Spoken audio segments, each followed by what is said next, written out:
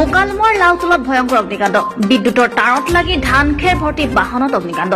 স্থানীয় জাকিৰ আলী নামৰ লোকজনে নিজৰ বাহনখনেৰে ঘোগা গাঁৱলৈ খেৰ নি থাকোঁতে লাউতলত বিদ্যুতৰ তাঁৰ স্পৰ্শ কৰাত অগ্নিকাণ্ডটো সংঘটিত হয় লগে লগে স্থানীয় লোকে বাহনখনৰ পৰা খেৰসমূহ উলিয়াই জুইৰ পৰা ৰক্ষা কৰে বাহনখন খেৰৰ ধোঁৱাই অঞ্চলটোত চানি ধৰি এক ভয়ংকৰ পৰিৱেশৰ সৃষ্টি কৰে স্থানীয় লোকৰ তৎপৰতাৰে এই অগ্নি নিৰ্বাপন হয় গ্ৰামাঞ্চলৰ বিদ্যুৎ সংযোগ ব্যৱস্থা কিমান ভয়ংকৰ অৱস্থাত আছে তাৰে অনুমান কৰিব পাৰি এই ঘটনাটোৰ জৰিয়তে স্থানীয় লোকৰ বিদ্যুৎ পৰিবাহী তাঁৰসমূহৰ মানে সেই আজিকালি ছটা ভাটে হাতী বুলি কয় আপোনাৰ তাতে এখন মানে গাড়ীত মানে খেৰ ভৰ্তি ট্ৰাক এখন আহিছিল আপোনাৰ খেৰটো জানিব পৰা মতে লাউতলা গাঁৱৰ কোনোবা ৰহিমৰ দিনা আমিতো ঘৰৰ পৰা আহিছিল তাতে মানে গাড়ী এখনত আহি মানে পাব্লিকে ক'লে জুই আমি কেইজন মানে লাউতলা শিমুৰৰ পৰা দৌৰি আহিলোঁ আহি যে আমি অহালৈকে মানে জুইটো মানে সেই হোৱা নাই কোনো মানে নুমাবৰ কাৰণে মানে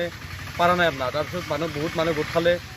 ৰাইজে পানীৰ পৰা ল'লে পানী ল'লে বা গাঁৱৰ মানুহ আহিলে বাল্টি আনিলে অনাৰ পিছত মানে জুইটো অলপ খাম কাটিছে আপোনাৰ